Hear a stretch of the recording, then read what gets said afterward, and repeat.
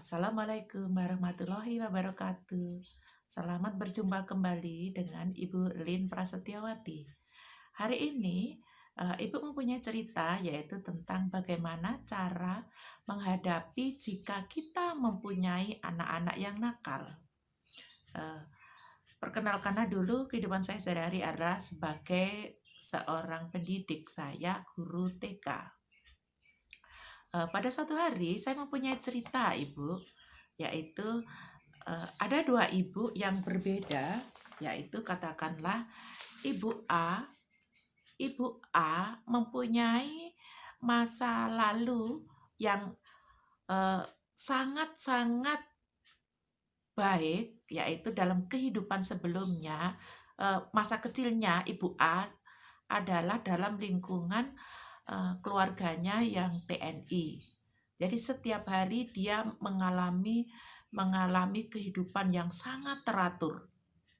Bangun pagi subuh, karena sebagai seorang anak perempuan harus bangun pagi, sholat, nyapu-nyapu, bantu ibu di dapur. Kemudian kalau waktunya sekolah, dia berangkat sekolah, siang tahu duhur pulang sekolah cepat harus tidur, kemudian sorenya ke ke ke musola atau ke apa, kemudian harus belajar. Kehidupan hal seperti itu sangat rutin, sehingga membekas pada diri Ibu A, yaitu pada saat Ibu A sudah berumah tangga, dia akan menerapkan sesuatu hal yang sama yang seperti apa yang dia dapat pada dirinya pada waktu masih di dalam keluarganya sebelumnya. Kemudian apakah Ibu A akan melakukan kepada anak hal yang sama pada dirinya dulu? Ternyata sangat kesulitan. Karena yang dihadapi adalah beda jauh dengan Ibu A dulu pada waktu masih kecil. Karena Ibu A waktu kecil katanya penurut, hidupnya monoton itu dan itu aja, dan selalu enggih kepada orang tuanya. Sementara yang dia hadapi, anaknya adalah jauh berbeda dari dia pada waktu masih kecil. Kemudian untuk cerita selanjutnya, saya mempunyai juga Ibu B. Ibu B adalah dalam kehidupan sebelumnya, pada waktu Ibu B masih kecil, Ibu B adalah mempunyai orang tua sebagai seorang pedagang. Seorang pedagang dan ibunya dagang di pasar. Bapaknya seorang supplier, sehingga jarang ketemu. Dan kalau dia ketemu di rumah sudah kesibukan tentang toko yang dia buka di rumah. Jadi masa kecil Ibu B adalah sesuai dengan kehidupannya adalah bebas, karena ibunya tidak pernah menekankan kamu harus menjadi juara, kamu harus menjadi nomor satu. Tidak, jadi diberi kebebasan sama sekali oleh ibunya B pada waktu masih kecil. Kemudian pada waktu Ibu B menikah dan mempunyai anak, dia pun akan memperlakukan kepada anaknya adalah dengan kebebasan. Yaitu aku tidak akan menuntut kamu untuk menjadi juara nomor satu, asalkan kamu menjadi anak yang baik. Simple aja. Nah, dari kedua cerita tersebut ternyata masing-masing mempunyai pendapat dan penekanan pada pendidikan si anak di rumah adalah sesuai dengan karakter Ibu A dan Ibu B. Nah, kemudian saya sebagai seorang guru, saya menghadapi dilematis anak-anak yang dari keluarga Ibu A dengan tata aturan yang sangat ketat, yang harus baik, harus bagus, harus juara, harus itu tuntutan dari Ibu A. Sementara yang Ibu B, di saat dia mengantarkan anaknya sekolah, udah anaknya diserahkan sama bundanya di sekolah, apa yang dia dapat di sekolah. Nah, kemudian kita sebagai pendidik akhirnya menemukan sesuatu yang sangat berbeda, yaitu bagaimana cara menghadapi anak yang cengeng. Jika anaknya ibu A karena kebiasaan selalu dipenuhi, sebelum dia minta apa-apa sudah tercukupi. Sebelum pensilnya putus, sudah ada pensil satunya.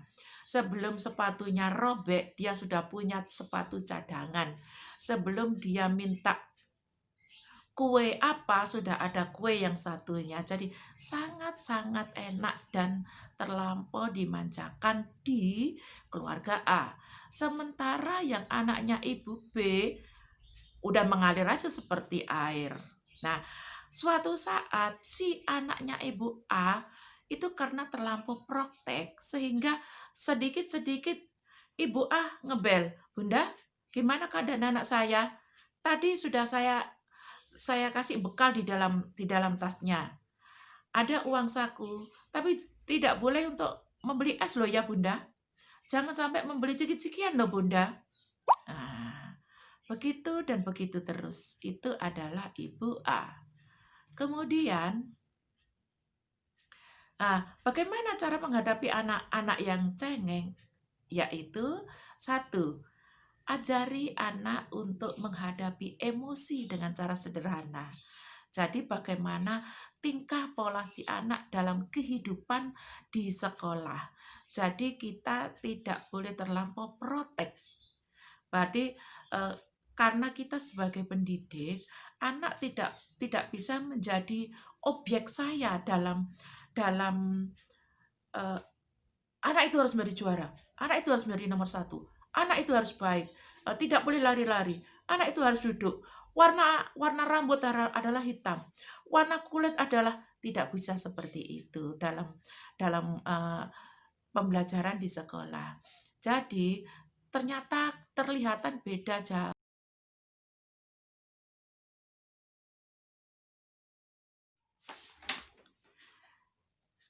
Jadi sekarang yang kita hadapi adalah bagaimana cara kita mengajari anak-anak di sekolah, baik saya sebagai pendidik atau ibu di rumah, yaitu supaya anak tidak cengeng.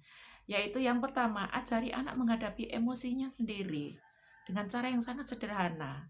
Contoh misal begini, pada waktu mau berangkat ke sekolah, eh, dengan dengan membiasakan diri anak itu untuk memakai kaos kaki sendiri, katakanlah seperti itu. Dan jangan sekali-kali, Bibi bantuin ini kakiku, Bibi ambilkan ini." Jangan terlampau dimanja.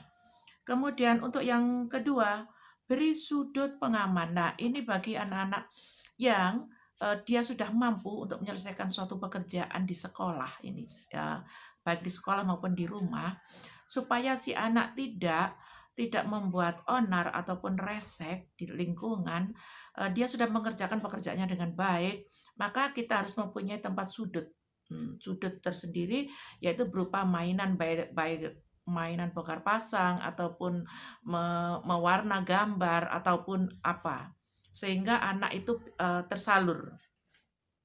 Kemudian untuk yang berikutnya, hindari perilaku anak supaya anak itu tidak selalu dianggap bahwa kamu adalah harus baik. Jadi sehingga itu pun akan menjadi beban kepada si anak. Pikiran si anak begini, aku kalau tidak dapat nilai bintang 4, aku nanti dimarahi sama mama di rumah. Jangan sampai punya pikiran seperti itu. Sehingga kelak akan terbawa kepada anak yang bersangkutan bahwa dia pun akan selalu mengejar sesuatu tapi dengan cara tidak sehat. Gitu loh. Karena dia terbebani pada diri sendiri, kalau aku tidak mempunyai nilai 10, aku nanti pasti dimarahi di rumah. Kalau aku tidak menjadi juara dalam voli, aku nanti dimarahi di rumah. Jangan sampai seperti itu. Untuk berikutnya, yaitu kadang-kadang kita harus memberi pujian kepada si anak. Yaitu contoh misal begini, walaupun kadang-kadang salah juga sih. Gini, bagusnya, tadi pekerjaannya siapa ya? Loh, ini kok warnanya rambut itu apa, Mbak? Ya, hitam. Ini kok warnanya biru? Ya karena saya kepingin rambut saya dicat aja menjadi warna biru. Nah, itu kita tidak boleh memarahi kepada dia. Ya, biarin dia sesuai dengan warnanya. Memang sedikit kita arahkan, kalau warna rambut seharusnya hitam. Tetapi kalau Mbak Nina kepingin warna rambutnya diwarna, ya boleh deh gitu. Tapi nanti bajunya kasih warna yang lebih indah lagi. Kita selalu mengarahkan dengan tidak selalu memberi penekanan yang membuat dia menjadi tertekan. Kemudian kita harus selalu bersifat jujur kepada anak-anak. Apapun yang terjadi, kadang-kadang itu jujur itu adalah sesuatu yang yang sangat menyakitkan. Tapi bagaimanapun toh kita harus tetap mengatakan bahwa katakan A kepada A, katakan B kepada si B. Katakan iya dengan hal itu jika baik. Kadang-kadang itu sangat menyakitkan.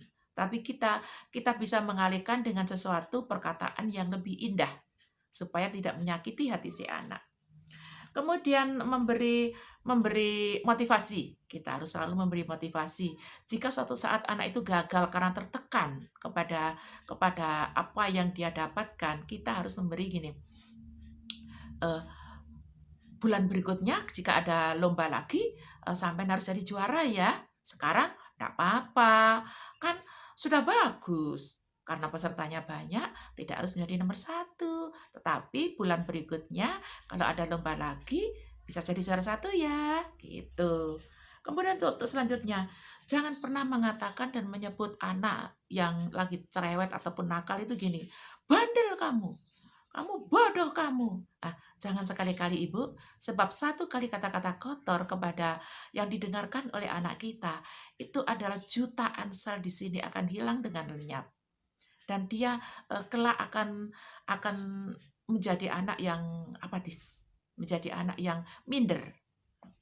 Kemudian kadang-kadang kita harus selalu mengajak anak membantu dalam pemecahan masalah. Contoh misal begini, pada waktu kita di sekolah ini pelajaran sudah usai. Kemudian saya bernyanyi karena waktunya sudah mau hampir pulang.